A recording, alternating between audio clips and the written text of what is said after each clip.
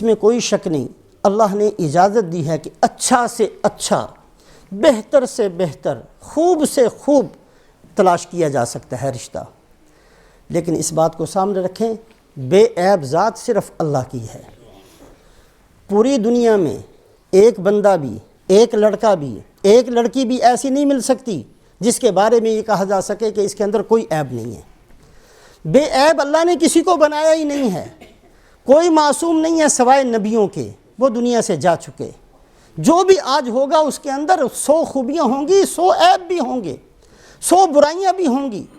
ان چیزوں کو دیکھنا، اور بعض دفعہ تو ہم، اللہ ہماری حفاظت فرمائے، ایسے دوسروں کے نقص نکالتے ہیں گویا کہ ہم تو بالکل پاک صاف ہیں، الزام تراشی تک دوسروں کو کہہ دیتے ہیں، حالانکہ وہ عیب نہیں بھی ہوتا پھر بھی دوسروں کے بارے میں اس کے اندر یہ بھی کمی تھی، یہ بھی کمی، یہ بھی کمی، یہ بھی کمی، ہم نہیں لیتے یہ رشتہ۔ اگر نہیں لینا بھائی نہ لو، کسی کے عیب نکالنے کی تو اجازت نہیں ہے، کسی پر الزام لگانے کی تو اجازت نہیں ہے، کسی پر بہتان باندھنے کی تو اجازت نہیں ہے۔ دوسری بہت کثرت سے جو ہمارے اندر کوتاہی پائی جاتی ہے وہ یہ ہے، اس میں کوئی شک نہیں کہ اللہ نے اجازت دی ہے اچھے سے اچھا اور خوب سے خوب کا انتخاب کرنے کی، بالکل اس کی اجازت ہے، لیکن اس بات کو سامنے رکھیں کہ بے عیب صرف اللہ ہے، دنیا کے اندر کوئی نہیں ہے جس کے اندر کوئی عیب نہ ہو۔ اگر ہم کسی کے بچے کے اندر ایک عیب دیکھتے ہیں تو اپنے بچوں کے عیب بھی دیکھیں، اور خام خواہ کسی کو الزام کا نشانہ بنا کر اس پر بہتان باندھ کر یا خام خواہ کسی کی دل شکنی کر کے رشتوں کو توڑنا، یہ عادت کو چھوڑ دینا چاہیے۔ چوتھی چیز اللہ کے نبی صلی اللہ علیہ وسلم نے اجازت دی ہے اس بات کی کہ شادی سے پہلے لڑکا لڑکی کو ایک نگاہ دیکھ لے، لڑکی لڑکے کو ایک نگاہ دیکھ لے، اس کی اجازت ہے، لیکن اس کی حدود ہیں۔ آج ہم اس اجازت کا نام لے کر بہت آگے، انگریزوں سے بھی آگے، اور پتہ نہیں کہاں تک پہنچ جاتے ہیں۔ اس کی حد ہے، چاروں امام اس پر متفق ہیں کہ یہ جو حکم ہے، یہ جو اجازت دی گئی، حضرت مغیرہ ابن شعبہ رضی اللہ تعالیٰ عنہ حاضر خدمت ہوئے، یا رسول اللہ صلی اللہ علیہ وسلم میں نے منگنی کی ہے، آپ نے فرمایا تم نے دیکھا؟ کہا جی دیکھا تو نہیں، آپ نے فرمایا ایک نظر دیکھ لو، فَإِنَّهُ أَحْرَىٰ أَن يُؤْدَمَ بَيْنَكُمَا، اس لیے کہ یہ تمہارے رشتے کو مضبوط کرنے کا سبب بنے گی، ایک نگاہ دیکھنے کی اجازت ہے۔ چاروں امام کہتے ہیں کہ یہ جو اجازت ہے اس کی صورت یہ ہونی چاہیے کہ اس طریقے سے دیکھے کہ لڑکی کو پتہ نہ چلے کہ مجھے دیکھ لیا گیا ہے۔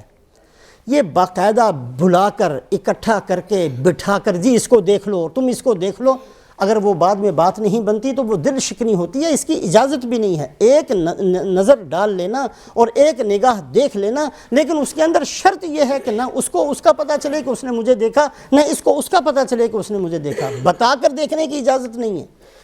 اس کے اندر بھی ہم حد سے بہت آگے چلے جاتے ہیں۔ بعض دفعہ تو ماں باپ کھلی چھٹی دے دیتے ہیں، جی تمہاری اب منگنی ہونی ہے، ہوئی نہیں ہے، ہونی ہے، لہٰذا جاؤ، شاپنگ بھی اکٹھے کر کے آؤ، سفر بھی اکٹھا کرو، پھرو، کھاؤ پیو بھی اکٹھے۔ یہ ساری کی ساری بے حیائی کی چیزیں ہیں۔ شریعت اسلامیہ کے اندر قطعاً اس کی کوئی گنجائش نہیں ہے۔ پانچویں چیز، منگنی جو کی جاتی ہے عام طور پر، یہ ایک وعدہ ہے، اس بات کو سامنے رکھیں، یہ ایک وعدہ ہوتا ہے، اور وعدوں کو پورا کرنا اس کا حکم دیا گیا، یا ایھا الذین آمنوا اوفوا بالعقود، اے ایمان والو وعدوں کو پورا کرنا۔ اور رسول پاک علیہ السلام نے فرمایا کہ منافق کی 4 نشانیاں ہیں، اور اگر کسی کے اندر چاروں ہوں گی تو وہ پکا منافق ہوگا، اور اگر چاروں میں سے ایک ہوگی تو نفاق کا چوتھا حصہ اس کے اندر ہوگا۔ ان 4 نشانیوں میں سے ایک فرمایا کہ ایک نشانی یہ ہے کہ وعدہ کرے تو وعدہ پورا نہ کرے۔ وعدہ، منگنی ایک وعدہ ہے، سوچ سمجھ کر کرنا چاہیے۔ اس کے اندر بھی بہت زیادہ بے احتیاطی آج ہمارے اندر موجود ہے، جلد بازی میں کر لیتے ہیں، مہینے بعد ہی توڑ دیتے ہیں، اور پھر اس کے بعد چونکہ یہ بھی نہیں چاہتے کہ الزام اپنے سر آئے، لہٰذا کوئی نہ کوئی عیب نکال کے، کوئی نہ کوئی بہانہ تلاش کر کے، کوئی نہ کوئی ایسا مسئلہ کھڑا کر کے کہ بھی وہ سارا الزام بھی انہی کے سر پر چلا جائے، پتہ نہیں کون کون سے جھوٹ بہتان باندھ کر اپنے آپ کو پاک صاف کرنے کی کوشش کی جاتی ہے۔ منگنی نہ کریں، اگر نہیں پسند نہ کریں، لیکن اس بات کو سوچ سمجھ کر کریں، اگر کر لی جائے تو پھر اس کو نبھانے کی کوشش کریں۔ عام وعدوں کے اندر تو ممکن ہے کہ صرف مال کا نقصان ہو، عام وعدوں کے اندر تو ممکن ہے کہ صرف تھوڑا بہت دل شکنی کا مسئلہ پیدا ہو، یہ وعدہ تو ایسا ہے کہ اس کے اثرات تو پتہ نہیں کہاں تک چلے جاتے ہیں، اور بعض دفعہ ساری زندگی متاثر ہو جاتی ہے، خراب ہو جاتی ہے۔ بہت سوچ سمجھ کے، ماں باپ کی ذمہ داری ہے کہ ان چیزوں کو بہت سوچ سمجھ کے کیا کریں، بہت سوچ سمجھ کے، اور جب کر لی جائے تو پھر اس پر اپنے اولادوں کو سمجھائیں، ان کی تربیت کریں اس بات کی کہ یہ کوئی کھیل تماشا نہیں ہے، آج کر لی 15 دن کے بعد کہیں اور کر لی، 1 مہینے کے بعد کہیں اور چلے گئے، 2 مہینے کے بعد کہیں، یہ بکواس، یہ کوئی مذاق نہیں ہے، یہ شریعت کے احکامات ہیں، یہ حدود ہیں۔ تلک حدود اللہ فلا تقربوها، یہ اللہ نے حد بندی کی ہے، یہاں تک جا سکتے ہو، آگے نہ جانا، اس لیے کہ آگے جاؤ گے تو خدا کے نافرمان شمار کیے جاؤ گے۔ ہر چیز کے اندر ایک حد ہے، کاروبار کی ایک حد بندی ہے، خواہشات کی ایک حد بندی ہے، نکاح طلاق کی ایک حد بندی ہے، ان سے باہر نہیں نکلنا چاہیے۔ ہم مسلمان ہیں، ہمارا اسلام صرف یہ نہیں ہے کہ جمعے کی نماز پڑھ لی جائے تو ہم مسلمان ہو گئے، باقی سارے کام ہم نے دوسروں کے کرنے ہیں، یہ اسلام نہیں ہے۔ اسلام تو نام ہے مکمل زندگی کا، صبح سے لے کر رات تک، اور رات سے لے کر صبح تک، بچپن سے لے کر جوانی تک، جوانی سے بڑھاپے تک، بڑھاپے سے مرنے تک، اور مرنے کے بعد قیامت تک، ساری زندگی ہم نے دین کو اختیار کرنا ہے، دین پر چلنا ہے۔ دین تو اس چیز کا نام ہے۔ اللہ کی حدود کو توڑنا اور اللہ کی حدود سے تجاوز کرنا بہت بڑا گناہ ہے۔ یہ ساری چیزوں کے اندر جو اللہ پاک نے اور اللہ کے نبی صلی اللہ علیہ وسلم نے ایک لکیر کھینچ دی ہے، اس سے باہر نہ خود نکلیں، نہ اپنی اولادوں کو نکلنے کی اجازت دیں، کوشش کریں کہ ان حدود کے اندر رہیں۔ آخری چیزیں تو بہت ساری ہیں، موٹی موٹی چیزیں۔ آخری چیز، بدقسمتی سے آج نکاحوں کے اندر، شادیوں کے اندر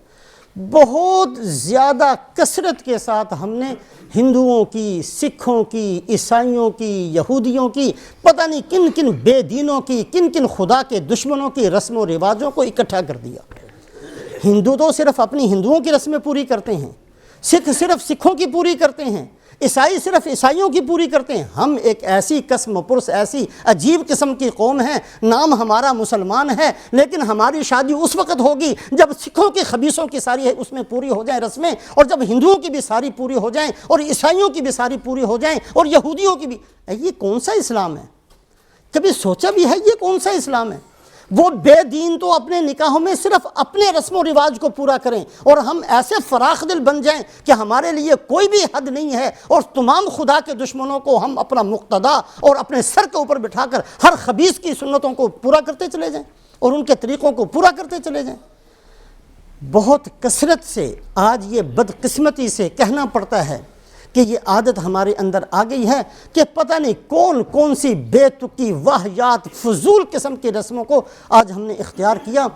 اور اللہ ہماری حفاظت فرمائے۔ جو بہت بڑے دیندار بھی بنتے ہیں، ہماری حالت بھی یہ ہے کہ کم سے کم درجے میں اگر رسم و رواج نہیں بھی ہوتی تو فضول خرچیاں تو بہت زیادہ ہیں۔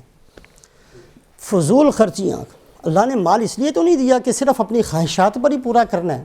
اس کے مصرف بھی بتائیں۔ وفی اموالہم حق معلوم للسائل والمحروم۔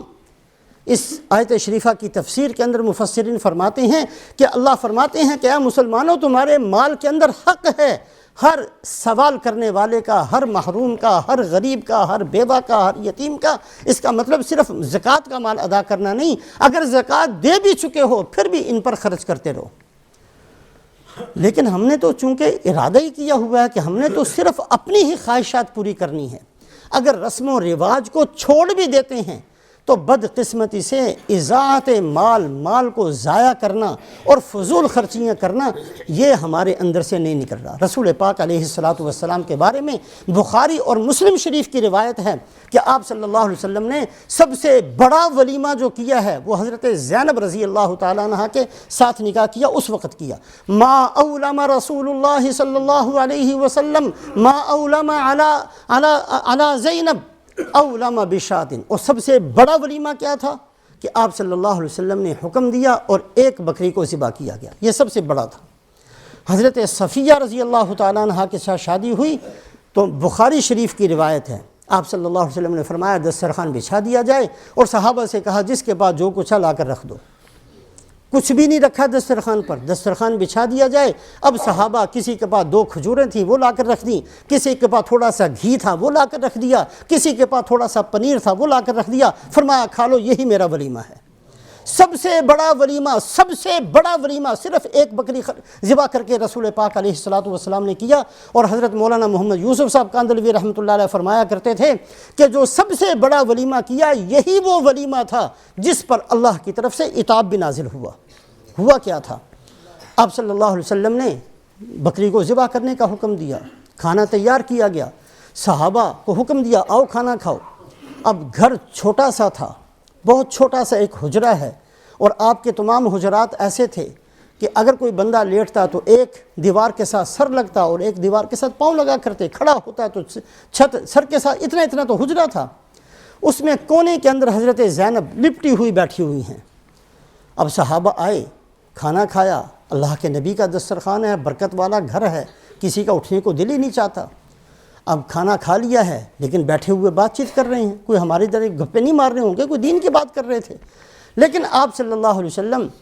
پریشان ہیں، اس لیے کہ بہت سارے کام ہوتے ہیں، کسی اور نے بھی آنا ہے، اور شرم و حیا کی وجہ سے آپ یہ بھی نہیں فرماتے کہ اٹھو باہر چلے جاؤ۔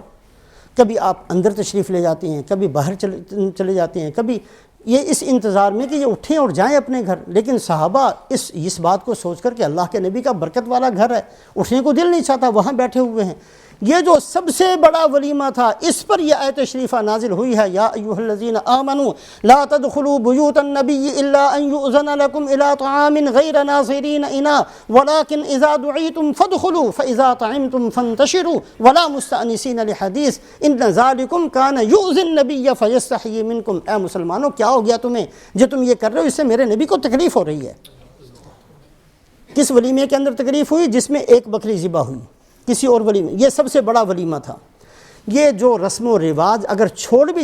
دی جاتی ہیں تو بدقسمتی سے آج تک ہم نے یہ ارادہ نہیں کیا کہ ہم اپنی شادیوں کو سادہ طریقے سے اور مختصر طریقے سے کریں۔ اللہ ہمیں توفیق نصیب فرمائے۔ انشاءاللہ آج جمعے کی نماز کے بعد نکاح ہوگا، اس بات کی بھی کوشش کریں کہ نکاحوں کو مسجد میں، جیسے آج انشاءاللہ ہوگا عمر کا نکاح،